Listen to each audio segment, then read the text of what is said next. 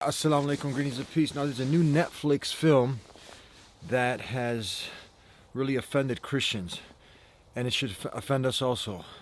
And I'm going to cover 3 points as to why. So, number 1 is that if you didn't know as a Christian or just in general, basic knowledge that Jesus is a prophet in Islam.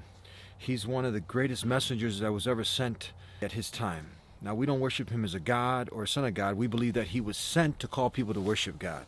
Just like Moses, Abraham, and the last and final messenger, Prophet Muhammad, peace and blessings be upon him. So Jesus is honored in Islam. To utter one bad thing against him, to deny him, to slander him, to lie against him, this can buy you a one-way ticket. Not buy you, get you a free one-way ticket to the hellfire. So there's also a whole chapter named after his blessed mother in the Quran, which many Christians don't know about. So he holds such a high level in Islam. And Islam simply means to submit your will to God, like in the Lord's Prayer. O our Father who art in heaven, hallowed be thy name, thy kingdom come, thy will be done. This means Islam, to do God's will, to submit your will to God's will. This is what Islam simply means. And a Muslim is one who does Islam, a submitter to God's will, peacefully submitting your will to God.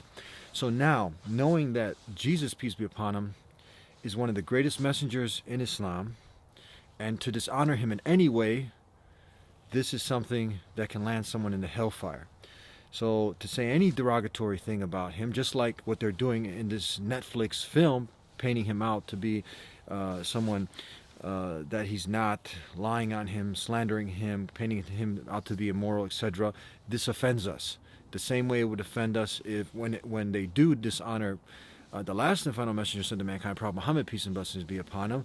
This also angers us, upsets us, saddens us. Number 2 is, many Christians point out that, look, when they know what happens, look how the Muslim world gets in an uproar when they offend Prophet Muhammad, peace and blessings be upon him and Jesus.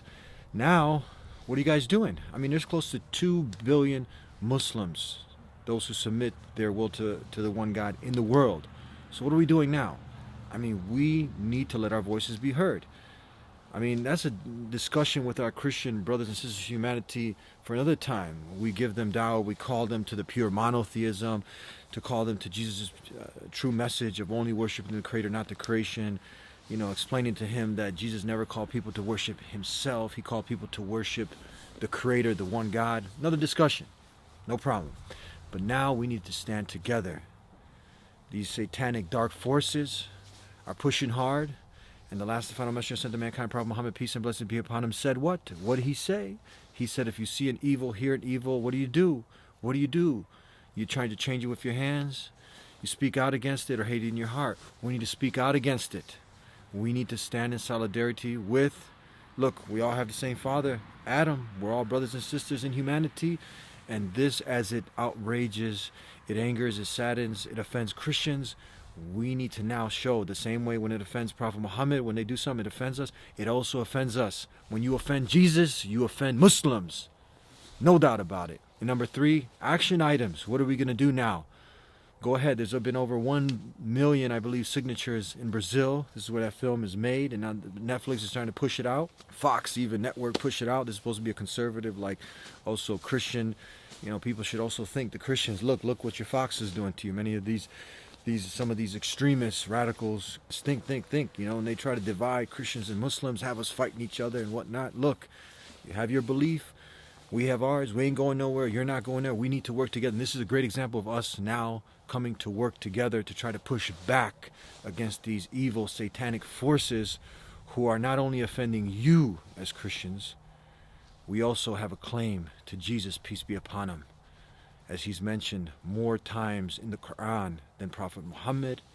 There's even a chapter named after his blessed mother, and I've discussed in point number 1. So the action items, I believe that every Muslim leader now, this is a great opportunity to let the world know, great opportunity for dawah, to put a statement out, to tweet something, post something, and let it be known that we also, when you offend Jesus Isa alayhi salam, peace be upon him, you also offend Muslims. Because Muslims, we love Jesus. You cannot be a Muslim, one who has submitted his or her will to the Creator, to the one God, unless you believe, it's an article of faith, to believe in and love Jesus. So, again, the same way Christians are offended, Muslims, let the world know that we also, when you offend Jesus, when you offend Moses, when you offend Prophet Muhammad, peace and blessing be upon them all, they were all brothers in faith. They all brought Islam. They all called people to submit. They called humanity to submit their will to God. That's what Islam is. So when you offend any of these honored men, these great men, these messengers, you offend us too. You offend us too. So let's stand with our brothers in humanity and let our voices be heard. Assalamu alaikum. In the greetings of Jesus, in the greetings of the last and final messenger, Prophet Muhammad, peace and blessing be upon him, Moses and all these messengers, they all wished peace to the world, calling people to the purpose of life. And we wish nothing but the best for all of mankind. Peace be with you. Assalamu alaikum.